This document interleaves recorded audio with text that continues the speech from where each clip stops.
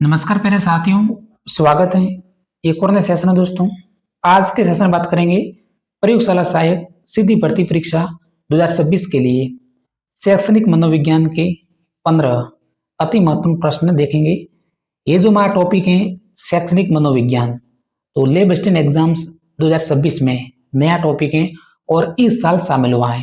पहले शैक्षणिक मनोविज्ञान है जो कि first grade exams, second grade exams, उसके बाद रीट लेवल 1 एग्जाम और रीट लेवल 2 के एग्जाम्स में ये प्रश्न पूछे जाते थे। शैक्षणिक मनोविज्ञान के प्रश्न हैं जो कि थोड़े से लेवल के बनते हैं और ऐसे प्रश्न आपको एग्जाम्स में बिल्कुल सरल देखने को नहीं मिलेंगे।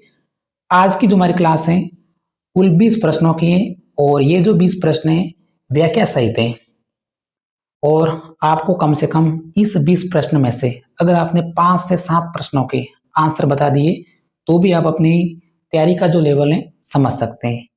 तो इस टॉपिक पर अंत तक बने रहे और प्रश्नों का जो पैटर्न है जरूर समझें शैक्षणिक मनोविज्ञान के। हमारा पहला क्वेश्चन है, अंतर्दृष्टि सूज के सिद्धांत का प्रतिपादन किसने किया था? सूज का सिद्धांत, तो रिपीटेड प्रश्न है। तो इस प्रश्न का जो हमारा राइट आंसर हो गया ऑप्शन नंबर सी को लॉक करेंगे। गेस्टोलवादी मनोवैज्ञानिक ने अंतर्दृष्टि या फिर सूज का सिद्धांत है जो कि दिया था। तो मुख्य 3 वैज्ञानिक थे। प्रथम मैक्स वर्दीमार, द्वितीय कोहलर और तीसरे वैज्ञानिक है वो है कोफा। इन 3 वैज्ञानिकों ने अंतर्दृष्टि या फिर सूज का सिद्धांत है जो कि दिया था। तो option number C. Question number 2 हमारी स्क्रीन पे, बहुबुद्धि का सिद्धांत किसने प्रतिपादित किया?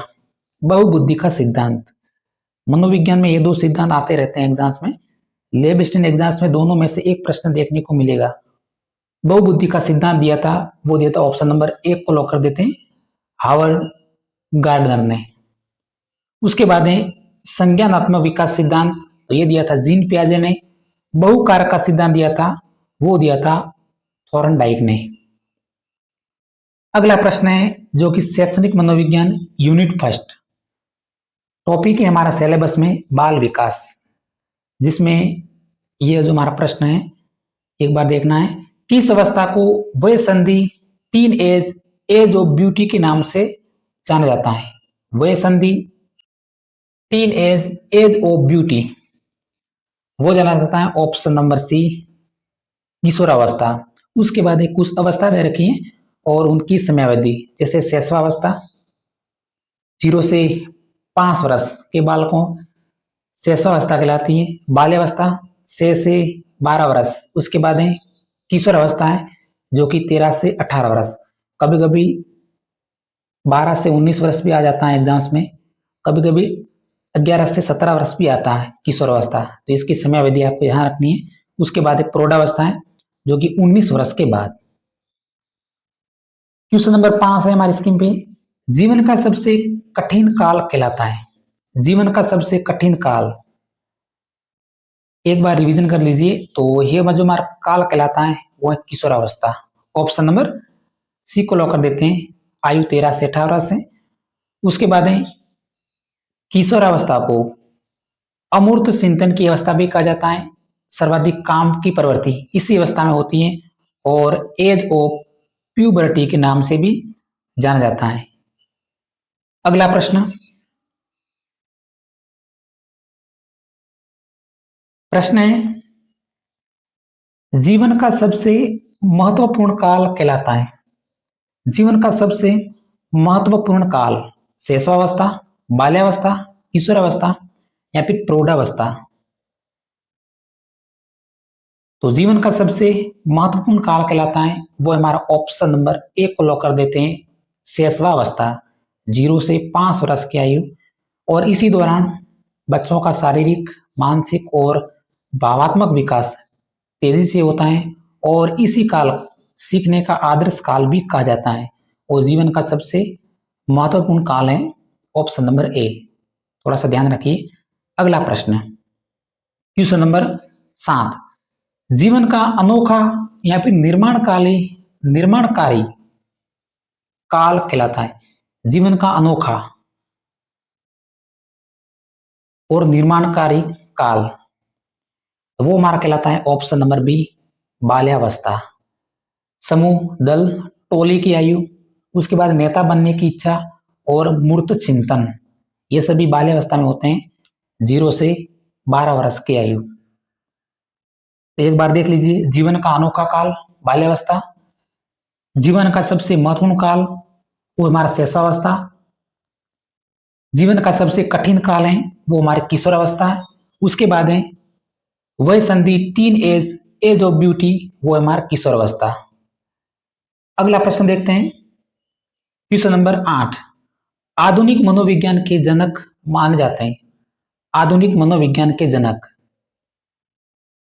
इसी वैज्ञानिक को ही संरचनावाद के जनक भी कहा जाता है और मनोविज्ञान को चेतना के विकास के रूप में परिभाषित किया, तो वो है option number C, William won't.